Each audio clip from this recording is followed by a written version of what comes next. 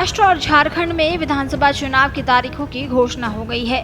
महाराष्ट्र में single phase में 20 नवंबर को मतदान होंगे, जबकि झारखंड में 2 फेज में 13 और 20 नवंबर को वोट डाले जाएंगे। दोनों ही राज्यों के चुनाव नतीजे 23 नवंबर को आएंगे। चुनाव की तारीख नजदीक आने के बाद महाराष्ट्र और झारखंड में इंडिया गठबंधन में फूट पड़ती हुई नजर आ रही है। इन दोनों ही राज्यों में अभी तक गठबंधन में सीट बंटवारे को लेकर सहमति नहीं बनी है। झारखंड में राजद ने कांग्रेस की मुश्किलें बढ़ा दी हैं। वहीं महाराष्ट्र में सपा की एंट्री ने सीट बंटवारे को और ज्यादा पेचीदा बना दिया है। रविवार को हेमंत सोरेन के आवास पर कांग्रेस और राष्ट्रीय जनता दल यानी आरजेडी की बैठक हुई थी। इस बैठक के बाद हेमंत सोरेन ने कहा था कि इंडिया गठबंधन सभी 81 सीटों पर चुनाव लड़ेगा। इस दौरान उन्होंने कहा, हम पिछली बार कांग्रेस और आरजेडी साथ लड़े थे।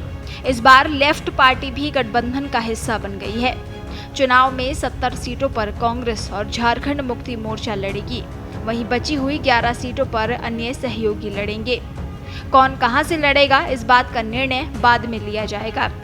इसके बाद से अनुमान ये लगाया जा रहा है कि जेएमएम 41 और कांग्रेस 29 सीटों पर चुनाव लड़ने जा रही है।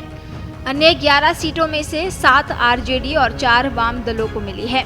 हेमंत सोरेन के ऐलान के बाद आरजेडी ने बगावती सुर अपना लिए हैं। पार्टी के राज्यसभा सांसद मनोज झा ने कहा, जब सभी दल के नेता रांची में ही मौजूद हैं तो हम इस बात से दुखी हैं कि गठबंधन की बनावट की प्रक्रिया में हमें शामिल नहीं किया गया।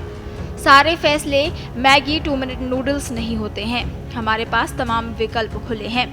महाराष्ट्र में भी विपक्षी महाविकास आघाड़ी गठबंधन के बीच सीट शेयरिंग का फॉर्मूला अभी तय नहीं हो पाया है। गठबंधन में शामिल कांग्रेस, शिवसेना और एनसीपी के बीच सीट शेयरिंग को लेकर हुई कई मीटिंग के बाद अब मामला बिगड़ता हुआ नजर आ रहा है। वहीं समाजवादी पार्टी ने महाराष्ट्र में महाविकास आघाड़ी से 12 सीटों की मांग की है।